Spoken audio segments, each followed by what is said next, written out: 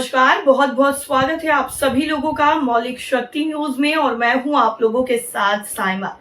उत्तर प्रदेश के पूर्व मुख्यमंत्री और समाजवादी पार्टी के कर्ता धर्ता अखिलेश यादव ने एक बार फिर से उत्तर प्रदेश की योगी सरकार पर जमकर निशाना साधा है। इसके साथ ही एक और नया चैलेंज भी दे दिया है।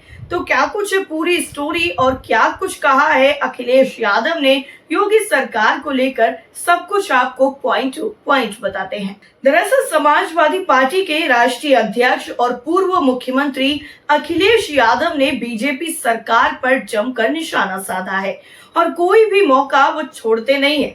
इसी क्रम में सपा मुखिया अखिलेश यादव ने एक बार फिर सत्ताधारी बीजेपी को आड़े हाथों लिया है।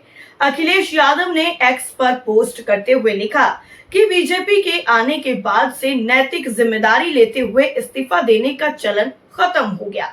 आपको बता दें कि पूर्व मुख्यमंत्री अखिलेश यादव के इस बयान को अहमदाबाद प्लेन हादसे से जोड़कर देखा जा रहा है।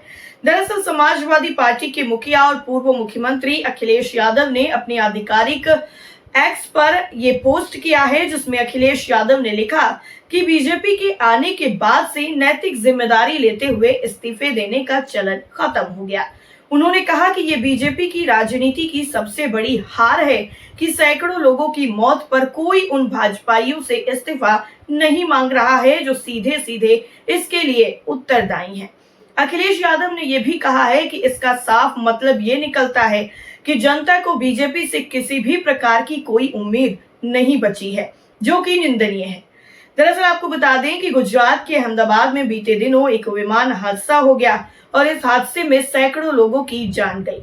फिलहाल इस हादसे की जांच जारी है और सपा नेता इस मामले में पहले ही जिम्मेदार अधिकारियों पर कार्रवाई की मांग कर चुके हैं। इसी क्रम में पार्टी के राष्ट्रीय अध्यक्ष अखिलेश यादव ने बड़ा हमला साध दिया है।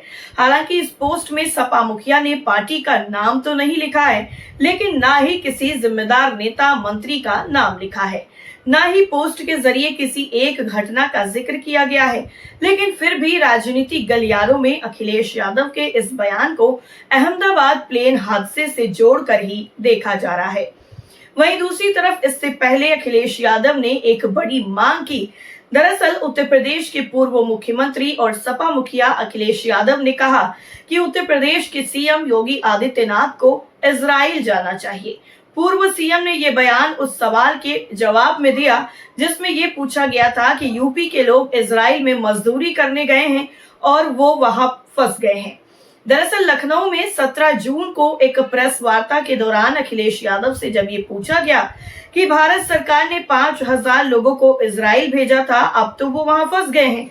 इस पर सपा चीफ ने कहा कि मैं आपके माध्यम से निवेदन करूंगा अपने मुख्यमंत्री जी से कि वो सभी एयर इंडिया के एयर क्राफ्ट ले जाएं, खुद बैठ करके जाएं और सभी लोगों को वापस ले आएं। इससे पहले घोसी से सपा सांसद राजीव राय ने भी यही मांग की थी। उन्होंने सोशल मीडिया साइट एक्स पर लिखा था कि सीएम योगी आदित्यनाथ उत्तर प्रदेश के जितने नौजवानों को आपने इजराइल में गाजे बाजे के साथ भेजा था, ये जानते हुए कि वहां के हालात युद्ध वाले हैं। अब जब वहां दिन रात बमबारी चल रही है, आपके मन में ख्याल आता है कि हमारे बच्चे कैसे हैं और उनकी सुरक्षित वापसी कैसे हो। आप योगी हैं, दिल पर हाथ रखकर जरूर सोचिएगा। इन सब के बीच ईरान और इजराइल के बीच संघर्ष तेज होने की पृष्ठभूमि में तेहरान में सभी भारतीय नागरिकों को शहर से बाहर सुरक्षित जगहों पर जाने और दूतावास से संपर्क में रहने का परामर्श भी जारी किया गया था। तेहरान में भारतीय दूतावास ने एक्स पर एक पोस्ट में कहा कि सभी भारतीय नागरिक जो तेहरान में हैं और दूतावास के संपर्क में नहीं हैं, उनसे अनुरोध है कि वो तुरंत तेहरान में भारतीय दूतावास से संपर्क करें और अपना स्थान और संपर्क नंबर भी प्रदान करें। और इसके साथ ही कई जो नंबर हैं वो जारी किए गए जिन पर कॉल की जा सकती थी। तो वहीं दूसरी तरफ अब आज ये रिपोर्ट सामने आ रही है कि भारत में कई लोग वापस लौट चुके हैं, खास करके जो छात्र थे। दरअसल ईरान की उर्मिया मेडिकल यूनिवर्सिटी में पढ़ रहे लगभग 110 भारतीय छात्र सुरक्षित भारत पहुंच चुके हैं। इनमें से 90 छात्र कश्मीर के हैं, ईरान इजराइल जंग में फंसे छात्रों को वापस लाने के लिए सरकार ने ऑपरेशन सिंधु शुरू किया है। भारत पहुंचे छात्रों ने बताया है कि वहां के हालात हर दिन खराब होते जा रहे हैं। खासकर तेहरान में स्थिति बहुत खराब है। युद्ध अच्छी चीज नहीं है, इंसानियत ही मारी जाती है। ईरान से निकाले गए ये छात्र आर्मेनिया पहुंचे थे और जहां उन्हें राजधानी एरेवन के होटलों में ठहराया गया और उसके बाद वो आज इन्हें कतर के रास्ते भारत लाया गया है। की एक फ्लाइट आर्मेनिया के एरेवन एयरपोर्ट से इन छात्रों को लेकर कतर की राजधानी दोहा के लिए रवाना हुई थी और उसके बाद एक दूसरी फ्लाइट से इन्हें दोहा से नई दिल्ली के इंदिरा गांधी एयरपोर्ट पर लाया गया। इसके साथ ही भारतीय विदेश मंत्रालय ने छात्रों को ईरान से बाहर निकालने की पुष्टि भी की थी और इन छात्रों को आर्मेनिया बॉर्डर पर नॉर्दो चौकी से बसों में निकाला गया। ईरान में 1500 स्टूडेंट्स के साथ ही लगभग 10,000 भारतीय फंसे हुए हैं। ईरानी विदेश मंत्रालय ने कहा था कि मौजूदा हालात में देश के एयरपोर्ट भले ही बंद हैं, लेकिन लैंड बॉर्डर्स खुले हुए हैं। मंत्रालय ने विदेशी नागरिकों से ईरान छोड़ने से पहले अपना नाम, पासपोर्ट नंबर, गाड़ी डिटेल्स, देश से निकलने का समय और जिस बॉर्डर से जाना चाहते हैं उसकी जानकारी भी मांगी थी। अभी अखिलेश यादव ने बीजेपी पर एक और जोरदार हमला किया है। दरअसल समाजवादी पार्टी के अध्यक्ष और पूर्व सीएम अखिलेश यादव ने जोर देकर ये कहा है कि इंडिया गठबंधन पूरी मजबूती के साथ एकजुट है। अखिलेश यादव ने यह भी कहा कि 2024 के बाद अब राज्यों के विधानसभा चुनाव भी मिलकर लड़े जाएंगे। सीटों के बंटवारे को लेकर समय आने पर सभी घटक दल आपसी सहमति से फैसला लेंगे। उन्होंने ये भी स्पष्ट किया है कि समाजवादी पार्टी किसी सांसद की व्यक्तिगत बयान, ट्वीट या सोशल मीडिया पोस्ट पर कोई आधिकारिक प्रतिक्रिया नहीं देती है। उनका ये बयान उन अफवाहों पर भी विराम है जिसमें गठबंधन में फूट की बात की जा रही थी।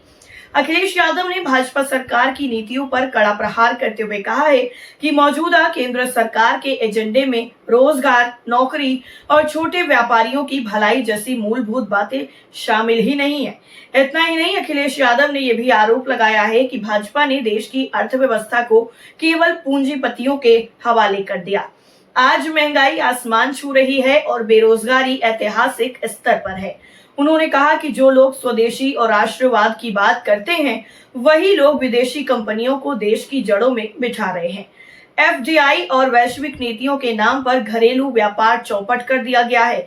प्रदेश की योगी सरकार पर निशाना साधते हुए अखिलेश यादव ने यह भी कहा है कि ना तो बिजली उत्पादन में कोई ठोस काम हुआ है और ना ही वितरण प्रणाली को सुधारा गया है। गांवों में आज भी घंटों की कटौती आम है। शिक्षा व्यवस्था की हालत और भी चिंताजनक है।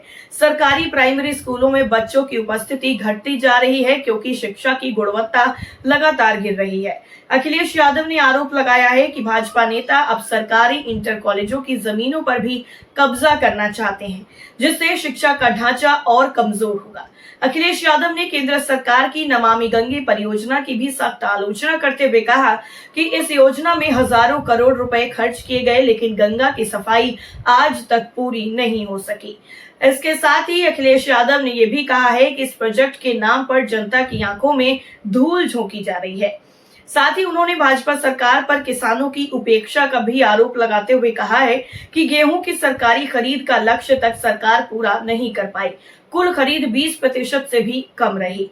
समाजवादी सरकार में शुरू हुआ कन्नौज का पहला काऊ मिल्क प्लांट अब पूरी तरह बंद कर दिया गया है, जो किसानों के लिए एक बड़ा झटका है। इसके अलावा अखिलेश यादव ने और भी कई मुद्दों पर सरकार को घेरा है। तो इस पूरी रिपोर्ट को लेकर आपकी राय क्या है, कमेंट करके जरूर बताइए।